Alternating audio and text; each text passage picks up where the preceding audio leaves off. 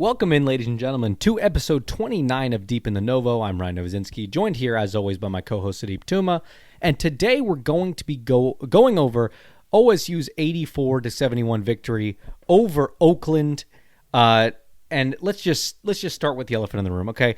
Oakland University is in Rochester Hills, Michigan. Why? I mean, come on, why? That is so misleading. That's clickbait. Tell me I'm wrong. You're wrong. Yeah, come on, man. I mean, we like to have a good time here. But seriously, let's go over this game and let's talk about we'll start with a little bit of Oakland because this sort of was shooting-wise, right? This was an up-and-down game because the Oakland's shooting, especially from three-point range, that kept them in this game to an extent. No doubt. Early on in the beginning, right? OSU pulled away towards the end, sure. But it was another one of those games where it was like a threatening OSU or Oakland was threatening with maybe an upset, flirting with an upset a little bit. So what did you see from this Oakland team a little bit, and how was OSU able to stop it towards the end there? Because 17 threes is pretty darn impressive. It starts with the three-point shooting. Their offensive attack does.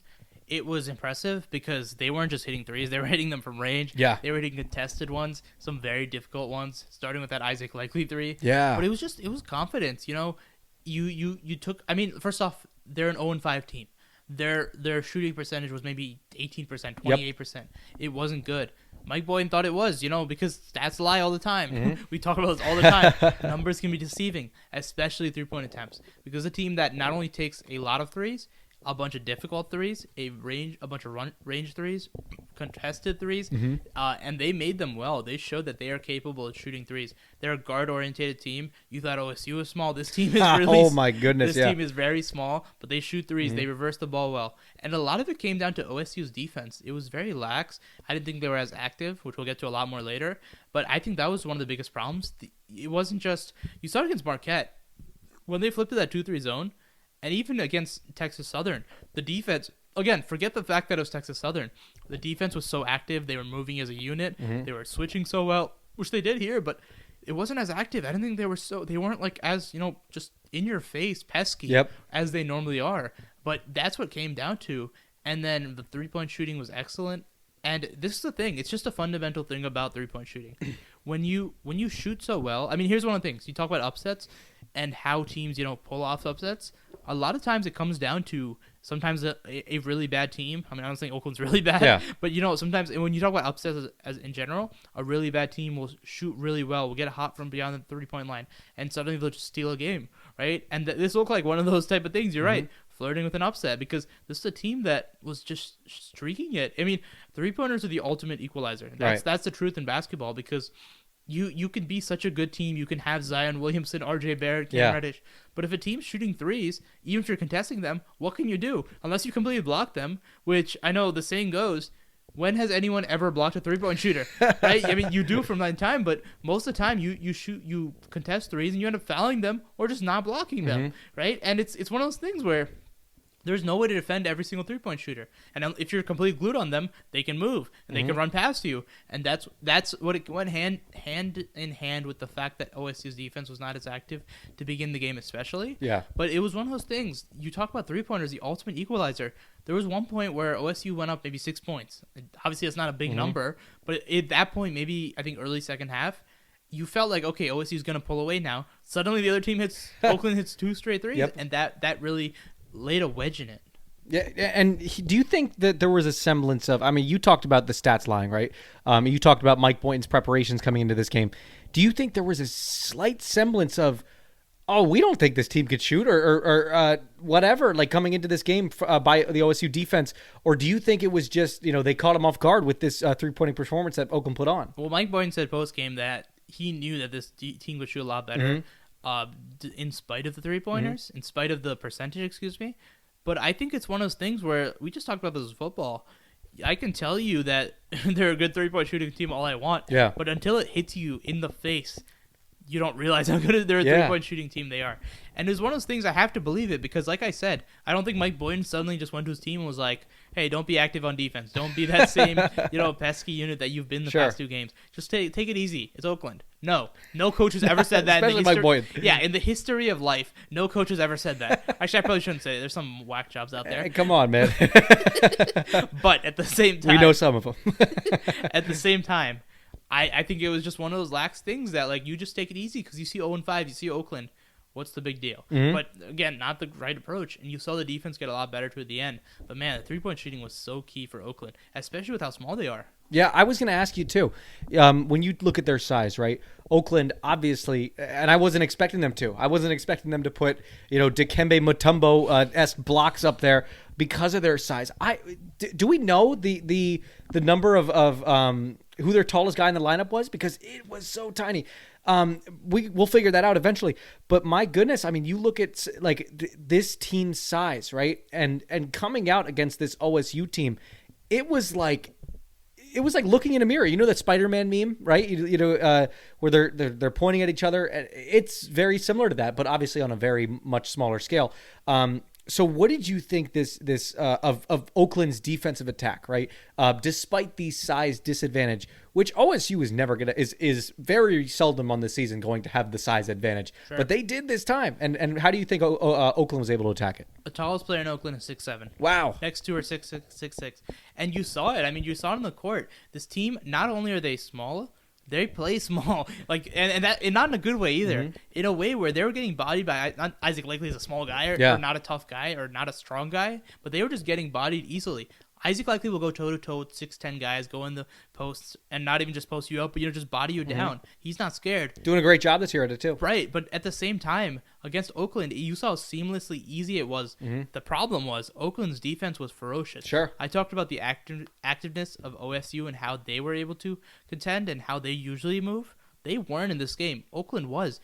I mean, it was when you attack that, what was it, 2-3 zone, whatever zone they played, 1-3-1. They changed it up a couple times, I believe. I could be wrong, but OSU struggled to get the ball in the post, in the high post, because Oakland was doing such a good job rotating, moving as one unit, fronting that high post to even get the ball in the middle, and they were doing a great job when the ball got to the baseline, when the ball got to certain areas, doubling at will and doing it really well. So it was like when you got the ball to Isaac Likely down in the low block, he was able to body up and go in easily, but getting the ball there was so difficult. And Oakland did a great job in the first half, and that's what led to it, that their defense was so active. We just talked about three-point shooting. Yeah, that's the ultimate equalizer. But on defense, too, they made it really difficult for Cade Cunningham and this unit to really flourish because, I mean, whoever it was, they were doubling so quickly. It was really like UT Arlington where the defense was so good. And, I think teams are starting to realize, okay, three-point shooters. But even to that, they were rotating back to those three-point shooters so well for OSU.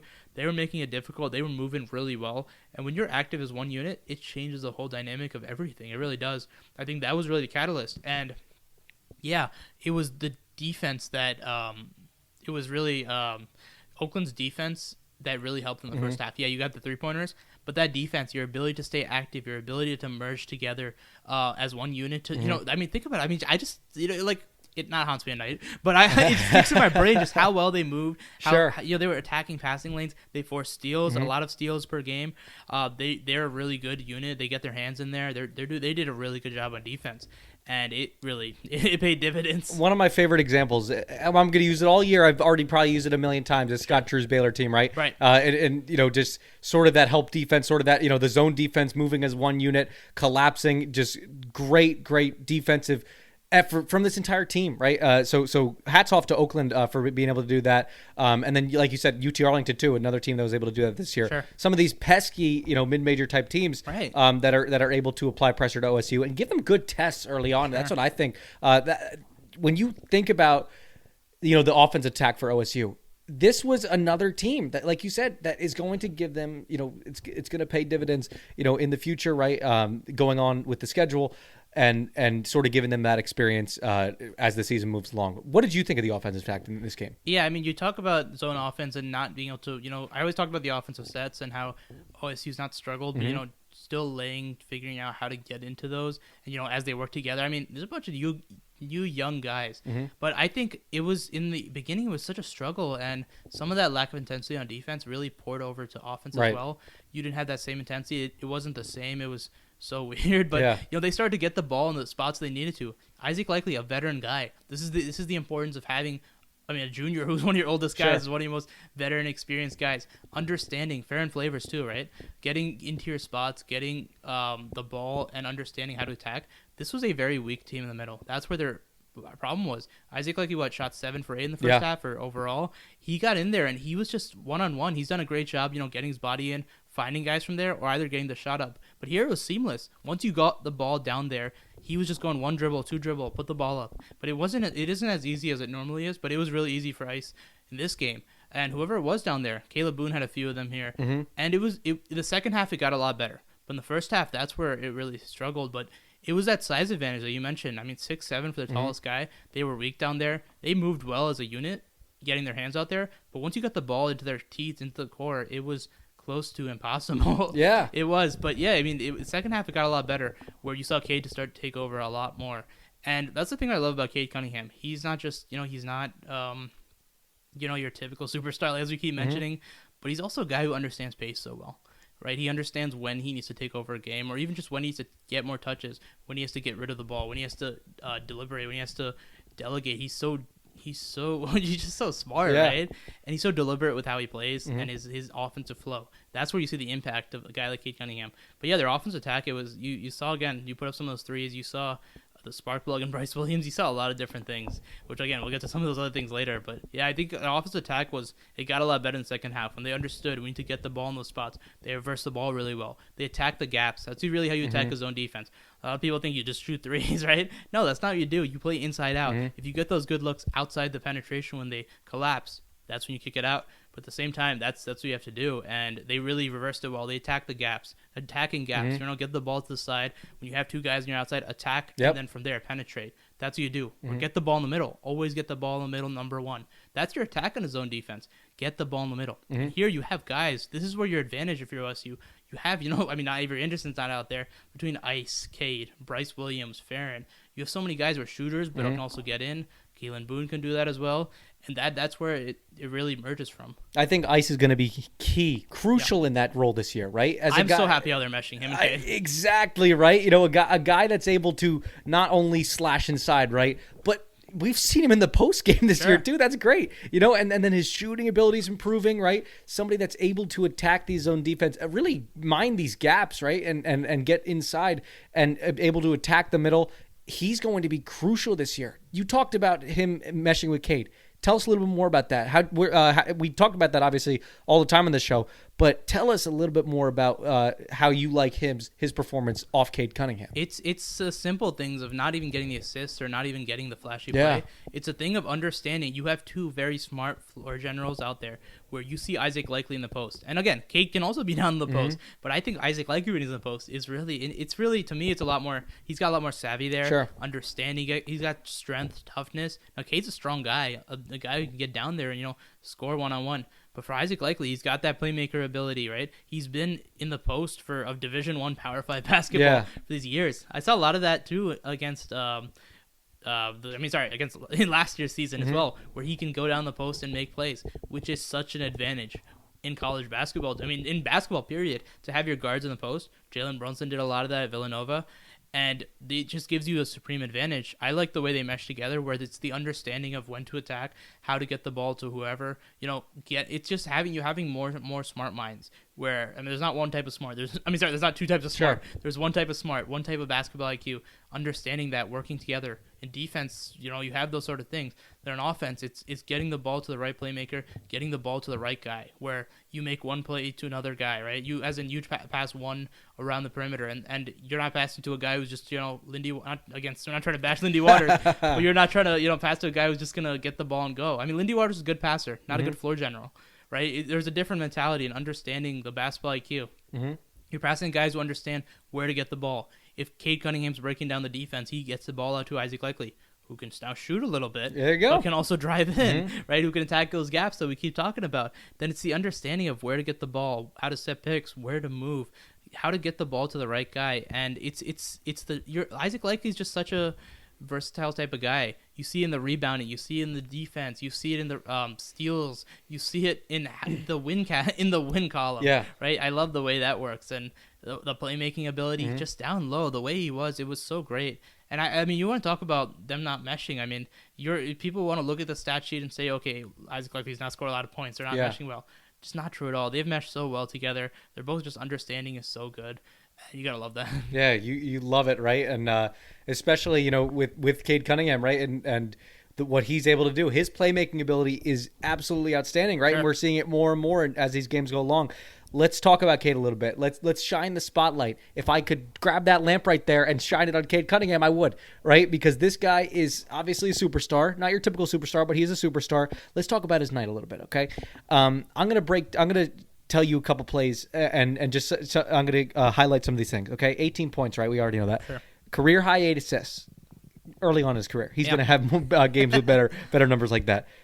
3 threes, starting to showcase that ability, starting to show some of these morons who say Cade's not a shooter, starting to show that he is a shooter. Okay, and oh my goodness, these last two are going to electrify you, maybe as much as it electrified you to watch it live last night.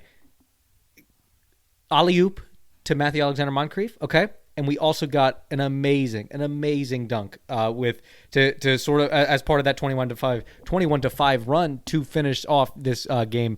What did you see, from some of these just electric plays and how it affected the rest of the team for Cade Cunningham? When Cade Cunningham came to Stillwater, when he came to the national spotlight, his number one trait was what?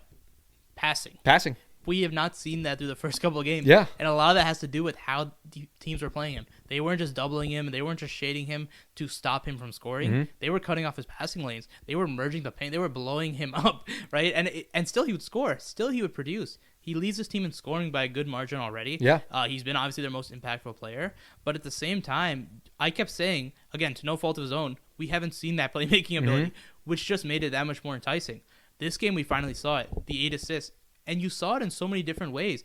You talk about the dunk to Caleb Boone. Mm-hmm. I think about the pass to Caleb Boone, where he gets the ball in the free throw line, and before he even catches it, he knows exactly where the ball is going. I've done that before. Yeah. Right? Like he catches it, and he automatically touch pass to Caleb Boone, gets the ball down, and Caleb Boone easy basket, which I think we'll talk about Caleb Boone later. But man, I mean, it's the smart plays, understanding where the defense is and getting those gaps and just finding them. And sometimes it's not even complex passes, not even flashy passes. Mm-hmm. It's just getting the ball to an open guy in the perimeter.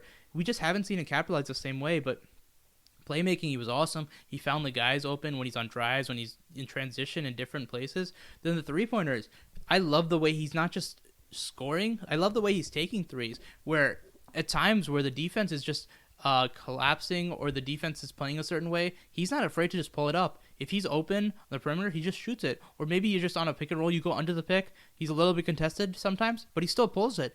That's the mark of a guy where it's going to pay dividends in a few games, where a team realizes, okay, I can't go under the screen because he's going to pull it up even though it'll be slightly contested. Right. I have to go over, and still I might get beat, but I still have to because the power of that three is very impressive. I think he's shooting, 50% on threes? Yep. I mean, forget the fact that it's a low volume. That's impressive nonetheless. Through 4 games now? He's able to do that. He's able to pull it out. And the way he's able to pull it, the form is so nice. I love the form. Mm-hmm. It's so fundamental. All the mechanics are great. The shot mechanics are so fundamental. That's the truth. And he shoots so well. He's able to pull it up. But like I talked about before, his pace is amazing, where he's never forcing it, right? He's never looking for... He's always taking good shots. But in an overall macro scale, at times in the beginning where he's figuring out, okay, let me just get the ball to another playmaker. Let me get the ball in the post. Let me pass it to Isaac Likely. That's the understanding. That's the value of a Cade Cunningham, because it helps so much in the win column. His IQ will just push out and change the dynamic of things. But, I mean, yeah, you talk about that. You talk about the defense. We've seen that before. Obviously, he's not the best defender, but he's a really amazing, really good defender. Yeah. Right? And he's got so many things. He's versatile, cover 1 through 4. But again, on offense, I mean, there's just so many things. He's able to pull up in the mid-range, just off the dribble, give him space. And that's really becoming more and more of a lost art. But you talk about Cade's a shooter. I love that. In the pick and roll game, you want to go under. The big man wants to go and float to where the guy who's rolling. I mean, all right, he's just going to pull up in the mid-range when he's open. Mm-hmm. That's, like I said, that's a lost art. But you need to do that because when you're a point guard and you're in so many pick and roll situations, right? But if you're able to get in the mid-range when the teams will drop on you and you can just pull up when you're open, easy baskets every time. But yeah, he does that. His playmaking ability, I'm so impressed with because again, we knew that, but now you finally see it, and it changed the dynamic because teams are really cutting off his passing lanes.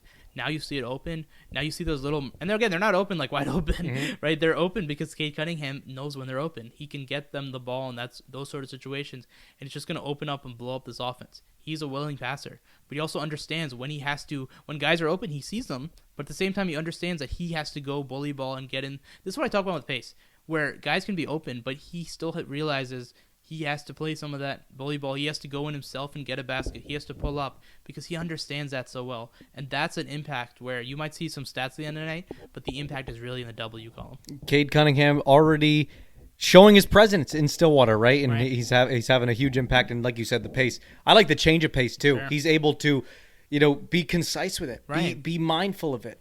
He's able to understand when to turn it up, when to go inside, when to cut inside and change that pace up. And sure. it is really just a delight to see, right? We're going to look at this year and we're going to be like... He's such a smart floor general. That's what the floor general, that's what it is, where he understands when it's just, okay, pass it off to, Bryce Williams over there, or, knock it down to Isaac Likely, or get Kalen Boone the ball, get Caleb Boone down there, get Matthew Alexander-Moncrief, different things. And he doesn't force anything. He doesn't have the ego of a guy who wants to just score every time, who's trying to impress everyone. He just makes winning plays. His IQ is off the charts. Can't teach this guy that. You definitely cannot, right? And Mike Boynton was very, very insightful for going out and showing up at that first high school game when no one else was there. Mike Boynton, kudos to him. And a perfect transition to is talking about his connection with Caleb Boone and how Caleb Boone is finally starting to come into his own, right? Impressive game from him. This was his most impressive game of the season, I think, coming out into this matchup. Has he finally shown you that he's ready to step it up a little bit more? Yeah, I mean, this is what I kept saying. His biggest thing was foul trouble. He just wasn't on the floor, so he didn't see much. But I think I'm starting to realize he's not going to be the post-up presence that Matthew Alexander-Moncrief can be. But he is definitely a player that you see the impact of, right? Where he can be just your modern-day rim runner who grabs rebounds, who gets tip-ins. Because you saw it. There's one player, remember, Bryce Williams drives in, you think it's going to be a basket, he misses, and then Caleb Boone just comes in and, dunks it in or tips it in. Right. That's the impact where, I'll say this also. In that play, it's Bryce Williams who really creates that play because even though he misses, he sucks in the defense. He gets his penetration. All the defenders not only have their head turned, they're all sucked in. So it gives you the angle for a rebounder to come in and tip the ball in. But at the same time, it also takes instincts and, anticipation from a rebounder, an offensive rebounder, to go in and get that ball and dunk it. He's an athletic guy who can run in transition. He can finish lobs. He can run in that pick and roll game on offense for sure. And he's got some good solid defense despite the lack of strength down low. And it's like I'm only waiting for him to get better on the perimeter on defense. When he can start moving with those 1 through 4, when he can start switching 1 through 4, like Freddie Gillespie did at Baylor, then it really becomes difficult to defend him. But I think he plays that sort of role, and he's good because, and he also like this as well. As a rim protector, he's by no means elite, but he is contesting a lot of things. He can get some blocks. He can get up there. Got a really good wingspan.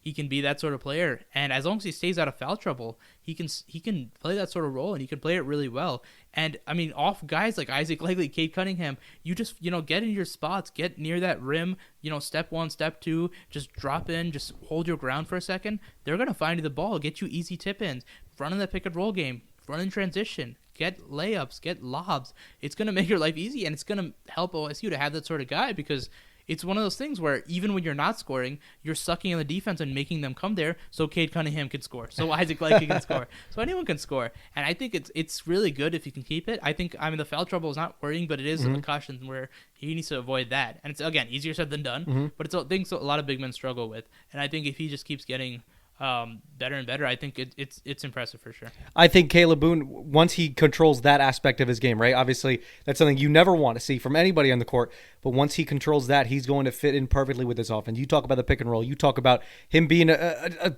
pretty solid rim protector, too. Sure. It's going to be a great role for him to fit in both his offense and defense, too, right? And it's going to mesh so well with some of these guards out there, some of these other, I guess you can call them big men if you want, not really. But Caleb Boone is finally coming into his own, and it's a sight to see. So let's talk a little bit about over the past 2 games, Bryce Williams has been one of my favorite players, How right? can he not be? How can he not be, right? He's having a great debut for these OSU Cowboys. You talk about his defense. You talk about his shooting. You talk about all over the court, his playmaking, his setting up plays. He's a great player. He fits in perfectly, it looks like, with this OSU team. Mike Boynton called him the second best at everything. Yep. He's not the best shooter, second best. Yep. Not the best defender, the second best, right? And you see it. This guy is, first off, you watch the JUCO tape, and he is just like Russell Westbrook-esque athleticism. He's got explosive. I think he's their best athlete by far, in my opinion. And he is showing it everywhere. He's a very good shooter from outside. He is not only a great defender because of his physical gifts, but he is also a willing defender. You saw the effort when everyone else was, I talk about the defense, everyone else kind of lacking a little bit, slacking a little bit. This guy was so active. He comes in the game and he's immediately just running at full speed. He wants to play defense. You see him chasing everyone he's covering, right? And then you see the impact this guy has. It's not only that he's, a really good player, but the guy who comes off the bench and is your spark plug when you're struggling a little bit, which they were against Oakland. Sure. He comes in, he puts up a few baskets, he changes the dynamic. A good passer, he can play point guard, he can play shooting guard, he can fit in with his lineup, plays really good defense, and a very good scorer. He is so athletic when he gets to the rim, and he's a rim runner, a rim thrower, right? A lob catcher, a lob thrower. I mean, everything. And he is an impressive player. He is so important for this team, I think, going forward. Not just about what he did here, but I think going forward, it's going to be so key. You talk about his contributions, his ability to score, his ability to pass, his ability to defend. And, man, he's an athletic guy. He puts pressure on you in transition. I mean, you talk about that sort of athleticism, and he is just a baller. He plays hard. I was impressed with his defense for sure because he just came in and he played really hard, which is awesome. You come in, and it's one thing to not only have very little drop-off, but for a guy to even probably be better than some of these starters at times, right? And, I just keep questioning, how did he go this under the radar, right? I mean, what did they do at Ole Miss? Right, and also, no one recruited him before. Sure. I'm just like, what are they doing at Ole Miss? He's a community college guy, correct? Right. He spent the 1 or 2 years at JUCO and then went to Ole Miss. Then he came to OSU. But what were they doing at Ole Miss? Because this guy came in and I thought, okay, he'll be good next year. Yeah.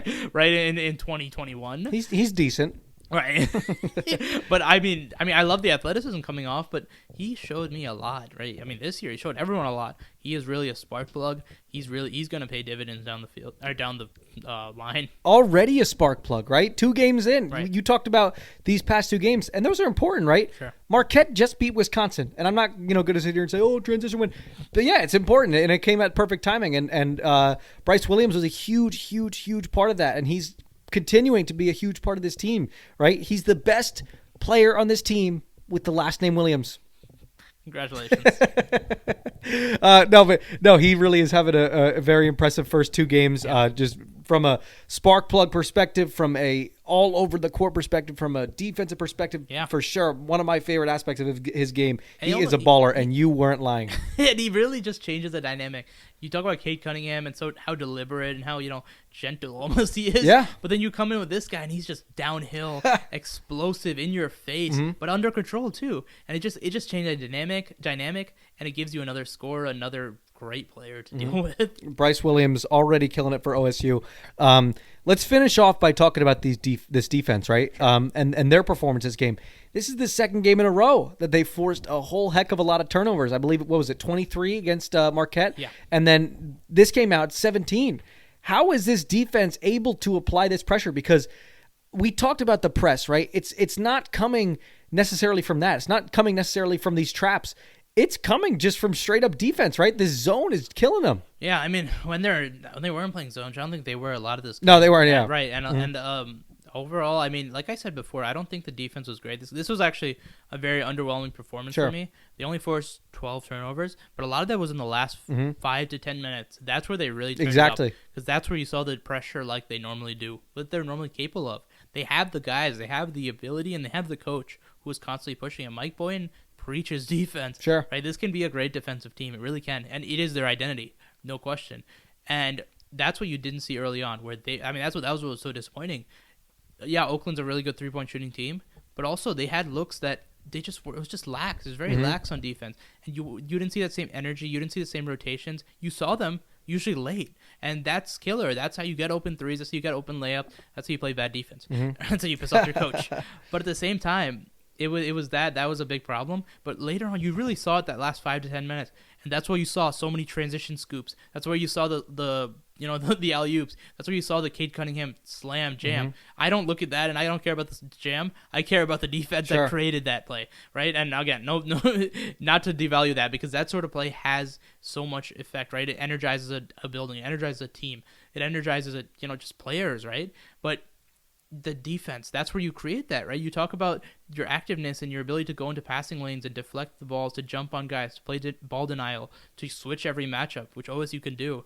And that's where the defense can be so impressive. You watch those last 5 minutes again, and that's where you really are so impressed with this team. But I think early on, it was. I mean, Boyden even said he wasn't very happy with how they played defense. But yeah, it was those last 5 minutes that I was really impressed with. The rest of it, again, very not active, not great for sure.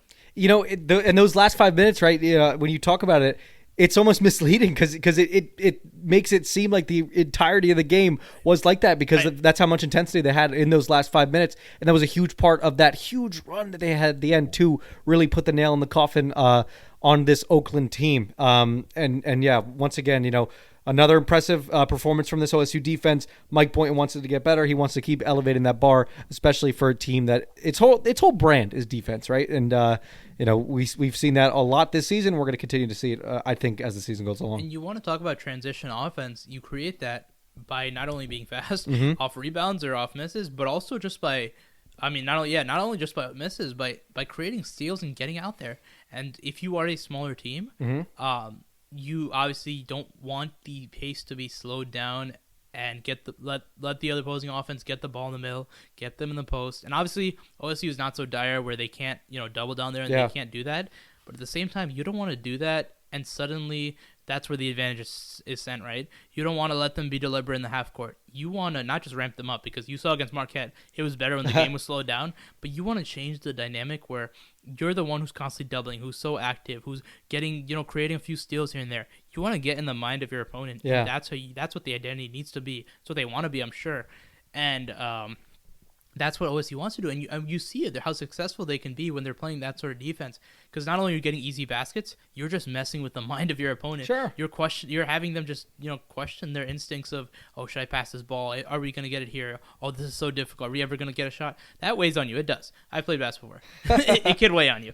But at the same time, you start playing that brand of defense, you do that, and it helps your team so much. Then on the other side, you have Cade Cunningham. You have this team. You have these weapons. You have these shooters.